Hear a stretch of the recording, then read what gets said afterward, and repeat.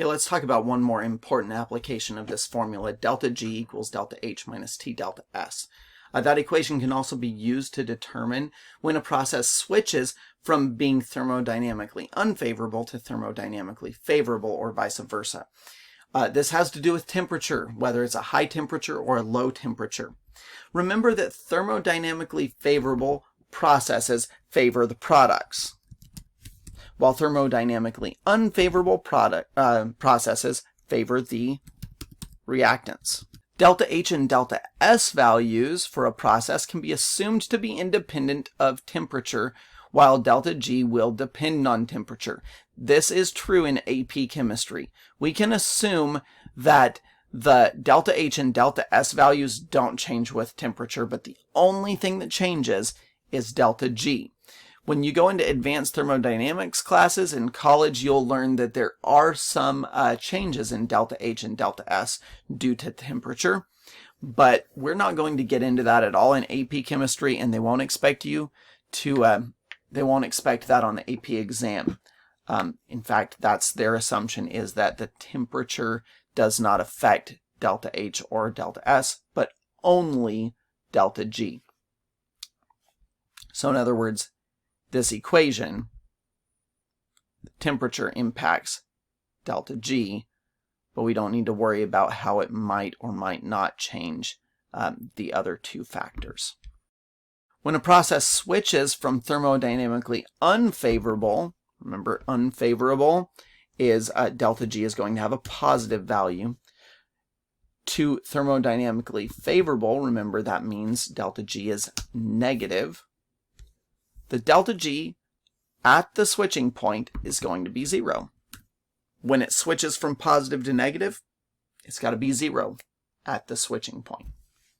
This also means that both the products and the reactants are favored equally at the switching point when delta G equals 0.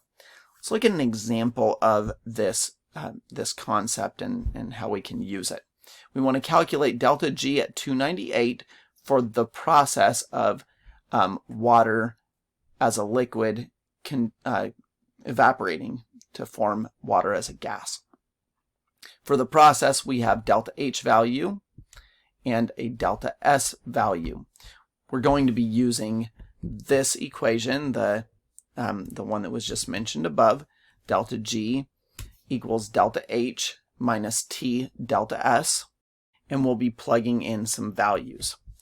One thing we need to do before then is make sure that we have the right units. So I notice that delta H is written in terms of kilojoules per mole, and delta S is written in terms of joules per mole.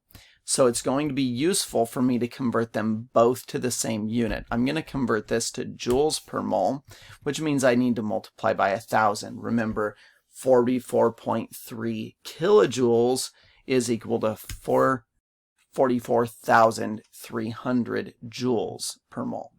So delta H is 44,300 joules per mole.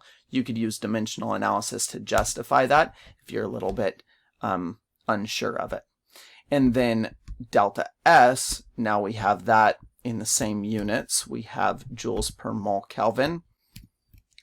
We have our temperature at 298 Kelvin.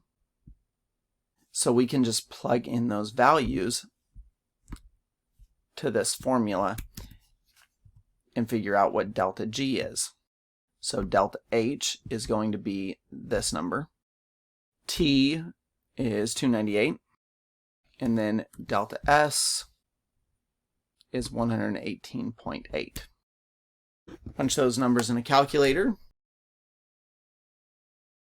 and you'll find that delta G is equal to 8897.6, which, if we wanted to round that appropriately to 3 significant figures, that would be 8.90 times 10 to the third.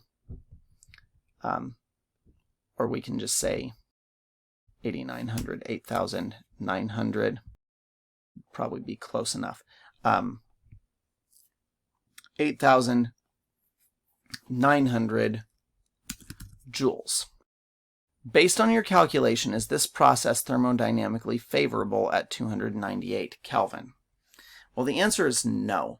Delta G is a positive number. Delta G has to be negative for it to be thermodynamically favorable. Because delta G, whoops, I didn't mean to do that.